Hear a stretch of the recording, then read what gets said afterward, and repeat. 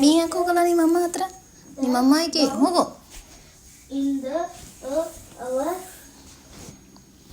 I love my country. ಓಳೆ ಓದ್ತದ ಒಟ್ಟ ಕೊಡಲ್ಲ ಇದು ಬಂದು ಯಾಕೆ? I love my country very much.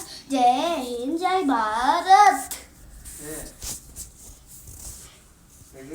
ಹೆಂಗ್ ಗೊತ್ತ ನೋಡ ಆರೆ ಅಲ್ಲಿ ಹೊರಗೆ ಇರ್ಬೇಕ್ರಿ. ಈ ಕಡೆ ಬೇರೆದವ್ರ ಮನ್ಯಾಗ